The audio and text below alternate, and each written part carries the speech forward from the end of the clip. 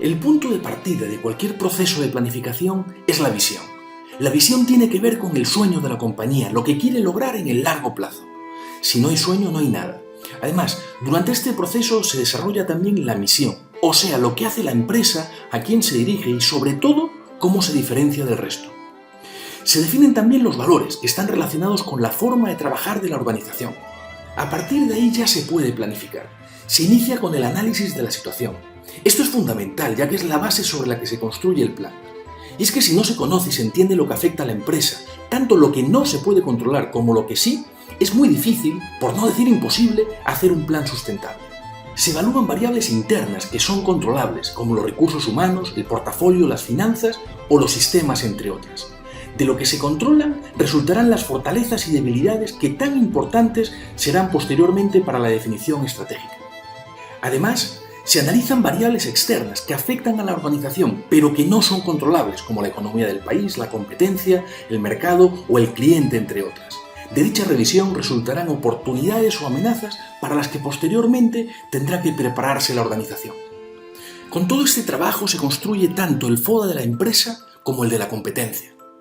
Lo analizado anteriormente se resume en un diagnóstico. Y es que en un proceso de planificación es tan importante definir lo que se va a hacer como lo que no se va a hacer. Y esa labor comienza en esta etapa del proceso. Del análisis previo se define lo que hay que aprovechar, o sea, las principales oportunidades y fortalezas de la compañía y las principales debilidades de la competencia y lo que se debe de solucionar, o sea, las principales amenazas y debilidades de la empresa y las fortalezas de la competencia. De todas formas, en esta etapa, lo más importante es definir la ventaja competitiva sostenible en el tiempo, o sea, aquello que hace o que hará diferente a la empresa. Esto es fundamental, porque posteriormente, en el momento de definir las estrategias, por lo menos una de ellas construirá dicha ventaja competitiva sostenible en el tiempo si no se tiene, o la capitalizará si ya se cuenta con ella. Lo importante es que se define de qué manera la compañía se diferencia o se diferenciará del resto. En este momento la organización está preparada para tomar decisiones estratégicas.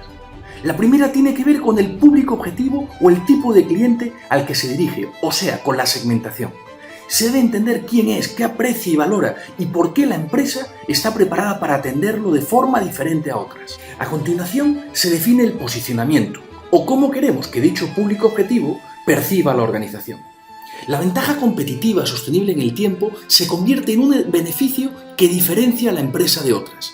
La empresa debe lograr que el mercado al que se dirige entienda por qué su oferta de valor es diferente y, por lo tanto, por qué es más rentable para el cliente hacer negocios con dicha empresa y no con sus competidores.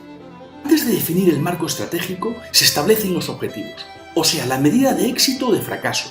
Si el plan estratégico comprende varios años, se establecen los objetivos del primer año y del último. Esos deben ser claros, medibles, alcanzables, realistas y oportunos. Con esto, en cualquier momento del periodo se debe poder entender si la empresa va o no por el camino adecuado.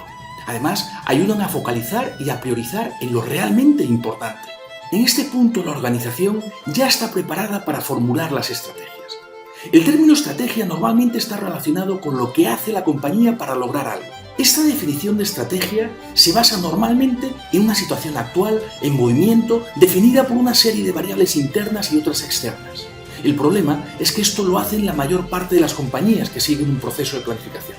Entonces falta algo, lo más importante. Estrategia realmente es lo que hace la empresa para diferenciarse del resto. Por lo tanto, estrategia tiene que ver con la priorización y asignación de recursos y con lo que se hace para lograr unas metas. Pero sobre todo, estrategia tiene que ver con la manera en que la empresa se diferencia del resto. Si bien planificar es importante para las organizaciones, igual de importante es el proceso en sí. Durante el periodo de planificación, los ejecutivos pasan tiempo conversando, evaluando, priorizando, definiendo y poniéndose de acuerdo. El trabajo en equipo toma protagonismo y se consigue sentido de propiedad. Esto es fundamental para lograr compromiso y que finalmente lo planificado se haga realidad. El siguiente paso natural es la implementación y el seguimiento del plan estratégico. La ejecución es fundamental. De lo contrario, el plan será un documento bien escrito, lleno de buenos propósitos, que no servirá para nada.